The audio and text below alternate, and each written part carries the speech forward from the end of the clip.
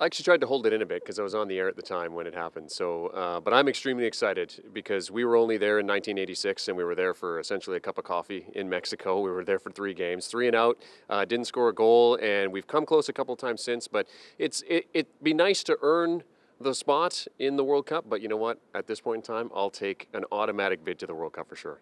How do you think the hosting of the World Cup will go for this United 2026? You know what? I think it's going to be fantastic. The fact that you've got 48 teams, the first tournament with 48 teams, and the fact that it is in 3 countries. One of my colleagues said it best that it's a really nice symmetry when you've got such a large amount of teams, 3 different nations. I mean, they're looking at having a game in 3 different countries on the opening day, which is a phenomenal thing. Would be the first time that that's ever happened. I think that all 3 countries are going to do a fantastic job hosting the World Cup.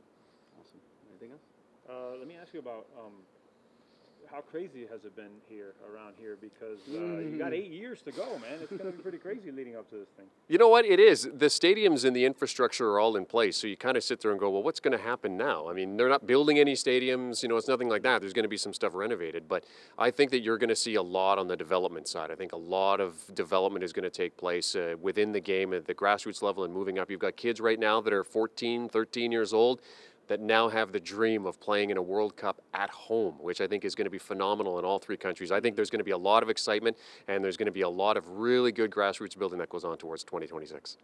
A lot of the, like you said, a lot of the kids playing now, we're going to see some of these kids. There's some, like you said, 10, 12, 13-year-old kids. What do you think it does for these academies? How many academies do you think is sprouting up here in the United States? Well, I think for development overall, I mean, development in the United States is going along well. Obviously, not making it to Russia in 2018 is a bit of a setback. But at the same time, I think that the core mission is the same, that there are academies that are going to continue to bring kids along, and I think you're going to see that develop in Canada as well. You're going to see a lot of Canadian kids now. As you know, we've mentioned it a number of times this morning, that there are kids right now in small towns that nobody's ever heard of. People have not even heard of the town that could be big impact players at a World Cup for their national team. Those players right now just got a boost knowing that the World Cup is coming to their country in 2026. As far as the cities, in '94, I think there was 9 cities in the United States.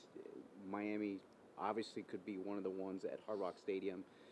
How do they work all that out with 3 countries, with Canada and Mexico, to get the venues worked out and scheduled? Well, the way that they've got it right now is they've got 3 venues in Canada, 3 venues in Mexico, and the remaining venues will be in the United States. Now, they've proposed 23 different venues, but they have to cut that down to 16. So 7 venues are going to lose out on World Cup 2026, and it's expected that those venues will be in the United States. But that's part of I think that's the next part of the process, is they're going to basically reevaluate all the proposed sites and then make a final decision on. Now it's this places within the United States that have to sell to the bid committee that they want to be the ones that host a World Cup game. But I mean, the games are going to be all over. You're going to get complete coverage of the World Cup, East Coast, West Coast, North, South. It's going to be phenomenal.